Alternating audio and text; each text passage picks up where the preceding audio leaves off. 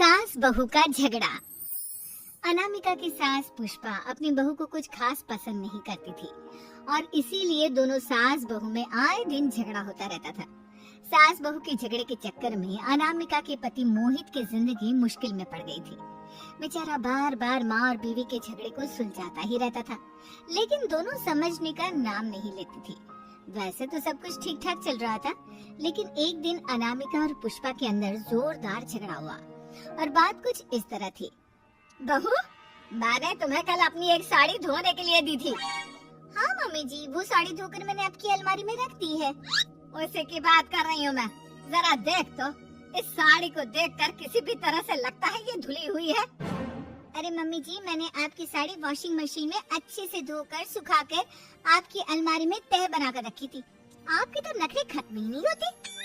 अरे कैसे बात कर रहे हैं मुझसे? मेरे नखरे? अरे मोहित, जरा ये देख तो, ये साड़ी धुली हुई लग रही है क्या? अरे मम्मी, जब अनामिका कह रही है कि उसने साड़ी धोई थी तो मान लो ना। हर बात पर झगड़ा करना जरूरी है क्या?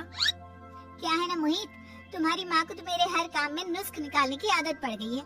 जब तक दो चार खरी खोटी सुना नहीं लेती ना, इनका दिन नहीं निकलता। अरे चुप कर, बहू होकर मुझे जवाब देती हो। एक तो गंदे कपड़े उठाकर अलमारी में रख दिए, ऊपर से कैची की तरह कचर कचर बोली जा रही हो। अरे मम्मी जी, आपको समझ में नहीं आता क्या? मैंने साड़ी धो कर रखी थी।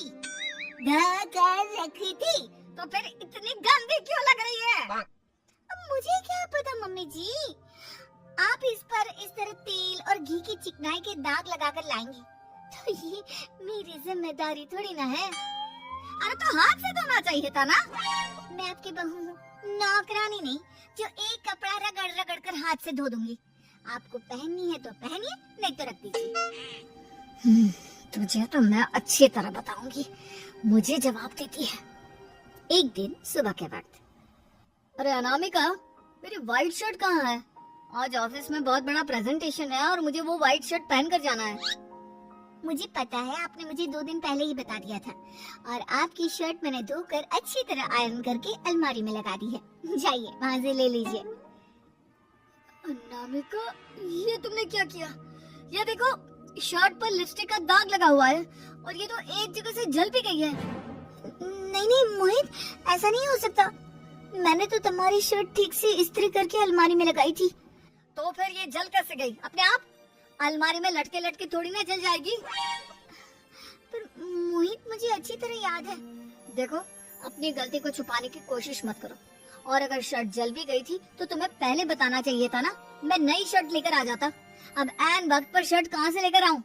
मेरा इतना इम्पोर्टेंट प्रेजेंटेशन था, सब खराब हो जाएगा।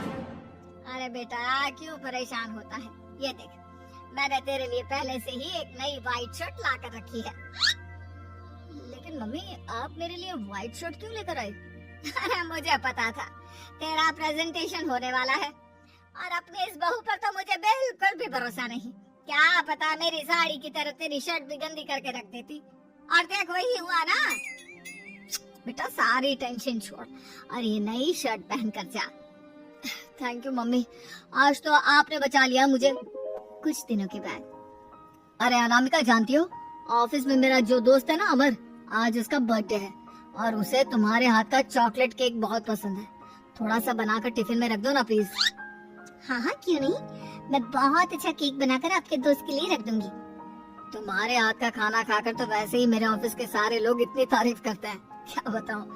आप प्लीज एक अच्छा सा केक और बना दो, मेरी तो ऑफिस में शान बढ़ जाएगी। अनामिका केक बनाने के लिए रख देती है। पुष्पा चुपचाप जाकर उस पर ढेर सारा नमक डाल देती है।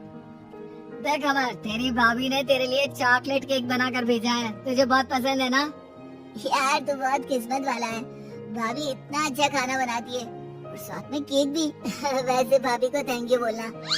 थैंक यू बाद में, पहले तो ये केक खा कर देख। बहुत मेहनत से बनाया है अनामिका ने।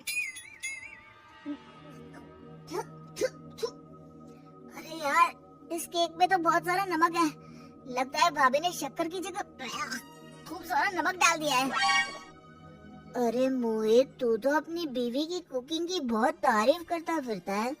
जरा पूछना अपनी बीवी से, केक में नमक कब से डलने लग गया। क्या यार, तुझे भी मेरा ही जन्मदिन मिला था बिगाड़ने के लिए? केक नहीं लाना था तो मत लाता, कम से कम मुझे इस तरह नमक वाला केक तो नहीं खिलाता। अरे नहीं यार, अनामिका ऐसा नहीं कर सकती, जरूर कुछ गड़बड़ हुई होगी। घर जाने के बाद, अनामिका, अगर तुम्हारा केक बनाने का मन नहीं था तो ना बनाती, लेकिन मेरी बेइज्जती करवाने की क्या जरूरत थी? अरे आपकी बेइज्जती, ये आप क्या कह रहे हैं? मैंने तो सुबह आपको इतने अच्छे तरीके से केक बना कर दिया था। हाँ, लेकिन उसमें इतना सारा नमक डाल दिया था कि आज ऑफिस में मेरा अच्छा खासा मजाक बना है। मेरे सारे दोस्त हंस रहे थे मुझ पर। अरे बेटा, मैंने तो तुझे पहले ही समझाने की कोशिश की थी। एक नंबर की गैर जिम्मेदार है ये लड़की, कोई काम ठीक से नहीं करती। उस दिन भी गंदी साड़ी रख दी थी मेरी अलमारी में और झूठ बोल रही थी। कुछ दिनों के बाद, अनामिका देखो, मैंने अपना लैपटॉप चार्जिंग पर लगाया है, उसे अच्छी तरह चार्ज होने देना। मेरी एक अर्जेंट मीटिंग है, प्लीज बीच में से हटाना मत। हाँ हाँ ठीक है, मैं नहीं हटाऊंगी। पुष्पा चुपचाप से जाकर चार्जिंग का बटन बंद कर देती है। थोड़ी देर बाद, अरे ये लैपटॉप चार्ज क्यों नहीं हुआ? और ये बटन किसने ऑफ कर दिया? अनामिका, इधर आओ। क्या हुआ? क्यों चिल्ला रहे इतना? अनामिका, मैंने तुमसे कहा था ना, मेरा लैपटॉप चार्जिंग पर लगा हुआ है, मेरी अर्जेंट मीटिंग है।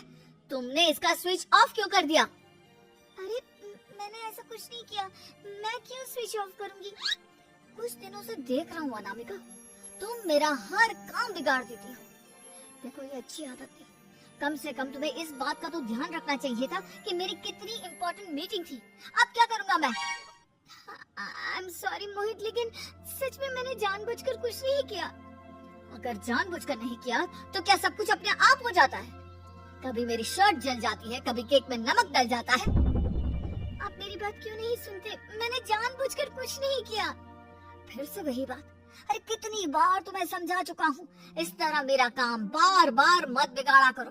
तुम जानती हो मुझे कितनी प्रॉब्लम होती है। ऑफिस में तो पहले ही बेइज्जती करा चुकी हो, और अब ये मीटिंग, ये भी मेरे हाथ से निकल गई। अनामिका की समझ में कुछ नहीं आता कि आखिर उसके साथ ये सब क्या हो रहा था और क्यों हो रहा था। फिर कुछ दिनों के बाद मोहित अपने ऑफिस से कुछ फाइल लेकर घर आता है।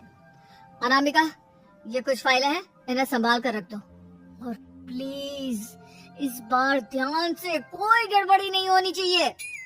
नहीं मोहित, कोई गड़बड़ी नहीं होगी। मैं सारी फाइल्स अलमारी में लॉक करके रखूंगी और चाबी अपने पास रखूंगी। अनामिका, जरा अलमारी की चाबी तो देना। क्यों मम्मी जी, आपको क्या काम है? उसमें मोहित की जरूरी फाइल रखी है और मैं नहीं चाहती कि इस बार कोई भी गड़बड़ हो। पता नहीं कुछ दिनों से हर काम खराब हो जाता है। अरे मुझे उसमें से पैसे निकालने हैं और उसके बाद ले लेना अपनी चाबी। मैं खा नहीं जाऊंगी तुम्हारे पति की फाइल। अनामिका को अपनी सास पर शक होता है। चाबी देने के बाद वो चुपचाप छुपकर अपनी सास की हरकत देखती है। ये फाइलें उठाकर डस्टबिन में डाल देती हूँ, फिर देखना कैसे मोहित इसकी खबर लेगा। इस बार तो छोड़ेगा नहीं इसे। वैसे भी पहले मैंने जो कुछ भी किया है उसकी वजह से अच्छी खासी डांट पड़ी है, मजा आ जाएगा। अच्छा तो ये बात है, सारा काम मम्मी जी बिगाड़ देती है, वो भी इसलिए क्योंकि मेरा उनसे झगड़ा हो गया है। सास के जाने के बाद अनामिका मोहित को बुलाकर लाती है।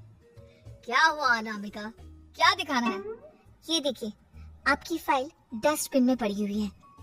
इसीलिए तो कहा था संभाल कर रखना, और तुमने उठाकर ये फाइल डस्टबिन में डाल दी। मैंने नहीं, तुम्हारी मम्मी ने डाली है, मुझसे बदला लेने के लिए, ताकि तुम मुझे डांटो।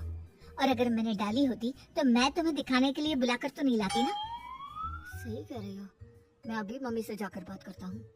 थोड़ी देर बाद, मम्मी सच सच बताइए, मेरी फाइल अलमारी में से निकाल कर डस्टबिन में आपने डाली थी ना? अरे अपनी माँ पर इल्जाम लगाता है, शर्म नहीं आती तुझे? मैं इल्जाम नहीं लगा रहा हूँ मम्मी, जो सच है वही पूछ रहा हूँ। अब जल्दी से बताइए आपने ऐसा क्यों किया? अरे तो क्या करती, तेरी बीवी मुझसे झगड़ा करती है, उल्टे सीधे जवाब देती है, मुझे उससे बदला लेना था। अरे मम्मी, लेकिन आप दोनों के झगड़े के चक्कर में मेरा कितना नुकसान हुआ है, ये कभी सोचा आपने? मम्मी जी, अगर आपका बदला पूरा हो गया हो तो आइंदा ऐसी कोई हरकत मत करना, क्योंकि अब आपकी सच्चाई हमारे सामने आ चुकी है। यह तो वक्त ही बताएगा मैं क्या करूंगी और क्या नहीं। मम्मी जी, कहा ना आप ऐसा कुछ नहीं करेंगी। अरे मेरी जो मर्जी आएगी वो मैं करूंगी। मेरा सर घूम रहा है। सास बहू के झगड़े में मेरी जिंदगी का तो कचरा हो गया है, कचरा।